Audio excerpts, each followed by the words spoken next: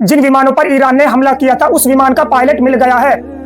पिछले 48 घंटों से ये पायलट लापता था। इस पायलट को लेकर डोनाल्ड ट्रंप ने एक पोस्ट करके दुनिया को बताया, हमारी सेना ने काफी साहस भरा काम किया है। डोनाल्ड ट्रंप ने अपनी सेना की तारीफ करते हुए कहा, हमारी सेना ने काफी साहस भरा काम किया है। बहादुरी के साथ 48 घंटे तक रेस्क्यू ऑपरेशन चलाकर ईरान की पहाड़ियों में खोए हुए पायलट को सफलतापूर्वक बचा लिया गया है। जो पायलट है वो बुरी तरह से घायल बताया जा रहा है। अपनी सेना की तारीफ करते हुए डोनाल्ड ट्रंप ने एक लंबा सा पोस्ट किया है। हालांकि इस पायलट को बचाने के लिए अमेरिका को बहुत बड़ा नुकसान झेलने को भी मिला। 48 घंटों के इस ऑपरेशन को रेस्क्यू करने के लिए ईरानी रेगिस्तान में कई विमान उतारे गए थे। इस ऑपरेशन के दौरान ईरानी पुलिस व ईरानी सैनिकों से अमेरिकी सैनिकों की झड़प हुई और गोलीबाजी भी देखने को मिली। हालांकि अमेरिकी सैनिक जब पायलट को ले जाने लगे, विमानों को उड़ाने की कोशिश की तो विमान उड़े ही नहीं। अमेरिकी सैनिकों ने दूसरे विमान मंगाए।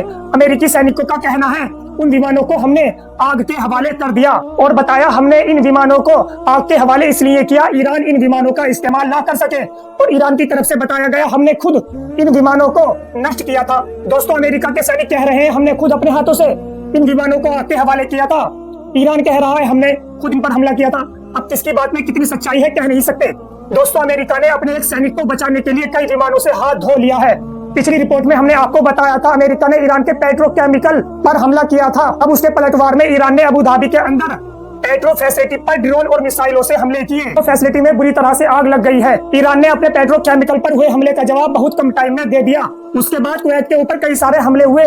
उन हमलों में कुवैत के कई प्लांटों को निशाना बनाया गया, जिसमें power plant, water plant, oil refinery को निशाना बनाया गया। ये सारी बातें कुवैत की तरफ से बताई गई हैं। कुवैत की तरफ से बताया गया, हमारे इन प्लांटों को बहुत बड़ा नुकसान हुआ है।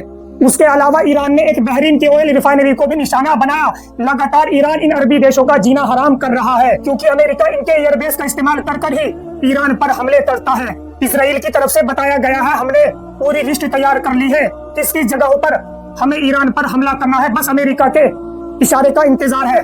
जॉर्डन से लेकर इराक तक की जनता सड़कों पर प्रदर्शन कर रही है और जनता इस बात को कह रही है, अमेरिका, इजराइल जो ईरान पर हमले कर रहे हैं वो हमले बंद होने चाहिए। दोस्तों, इन देशों की जो जनता है वो अमेरिका, इजराइल के पूरी तरह से खिलाफ है और इन देशों के जो बादशाह हैं, वजीर आला हैं, वो पूरी तरह से इनके जूते चाटने में लगे हुए हैं। पिछले दिनों में ईरान ने अमेरिका के बड़े बड़े विमानों को मार गिराया। ईरान का दावा है, हमारे पास जो ये एयर डिफेंस सिस्टम है वो एयर डिफेंस सिस्टम पूरी दुनिया में किसी भी देश के पास नहीं है।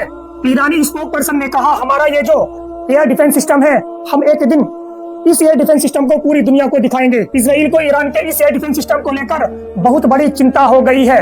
इजराइल को अब ऐसा लग रहा है, ईरान के पास जो ये एयर डिफेंस सिस्टम है ये ईरान का है ही नहीं। मोसाद की तरफ से बताया गया ये डिफेंस सिस्टम तुर्की से लाया गया है। इसमें क्या सच्चाई है दोस्तों कह नहीं सकते। इस बार ईरान के पास कुछ तो बड़ा हाथ लगा है, तभी तो ईरान चुन चुन कर अमेरिका के इतने बड़े बड़े विमानों को चुन चुन कर यूं ही मार रहा है। इस रिपोर्ट में इतना ही। अगली खबर के साथ फिर मिलते हैं। अल्लाह हाफिज।